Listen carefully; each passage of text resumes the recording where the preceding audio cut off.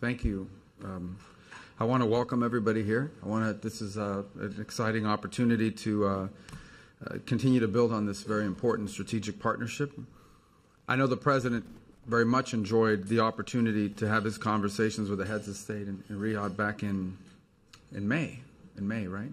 So that was a great visit and a great opportunity to do that. We're very committed to this partnership as a whole and with each of the countries that are represented here today, committed to working together to address no shortage of regional and global challenges, but also not just challenges, but also to together work on the opportunities. Sometimes the challenges get in the way of also pursuing the opportunities. We want to be able to do both. I know that the past few months have been filled, the past few weeks and the past few days have been filled with some pretty substantial challenges. And so our conversations here are perhaps as critical as they have ever been. Each and every one of you is a trusted partner, an important partner of the United States, and we want to work together and continue to work together to achieve our collective vision articulated repeatedly by the President, including in his first term as President of the United States, to together achieve a level of peace and of prosperity unrivaled and unprecedented in the past. I want to say up front that we understand very clearly that the situation in Gaza, the situation with Israel in Gaza is a key concern for everyone in this room here today. We want this conflict to end. We want it to end immediately. The President stated that yesterday. We want it to end with every single hostage being released, both living and deceased.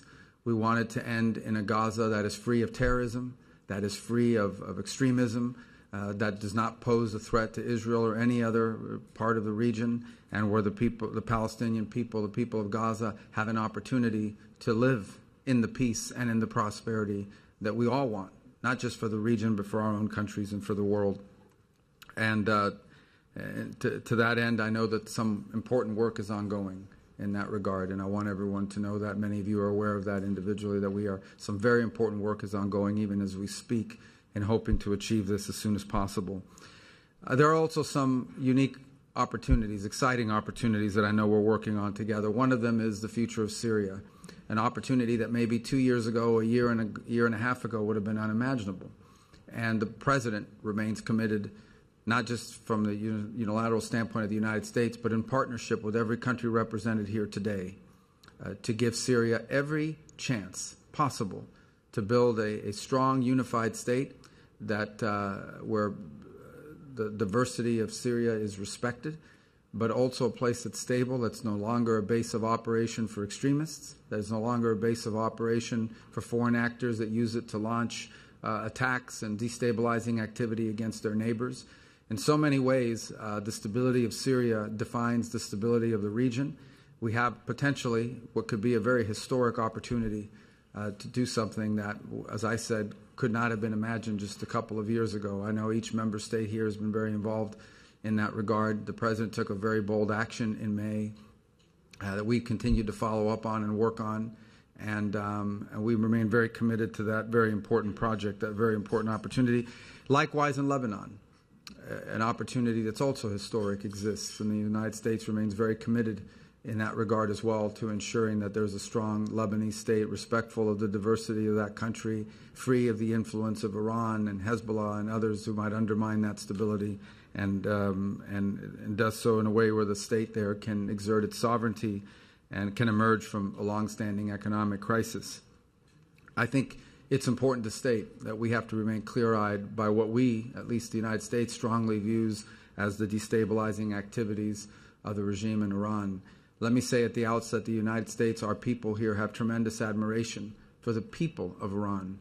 This is an ancient culture. This is a culture with a storied history, and it's one that we have much to share in common with. Unfortunately, it is led by leaders that we think have been more interested in exporting revolution and exporting destabilization than they have in building the prosperity of their own people.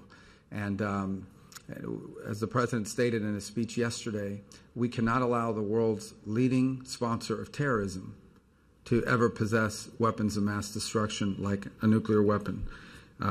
So the good news is that that regime faces challenges today that are significant compared to just a few years ago, which perhaps provides the opportunity to do some of the things we want to do in the region, including in Syria, where they were a very destabilizing presence in support of Assad. So we have much to discuss here. This is an important forum, one we are 100% committed to. The President is personally committed to, both at the bilateral level with every nation represented here, but also through this format and this forum, which has proved to be extraordinarily valuable in our interaction with each of you.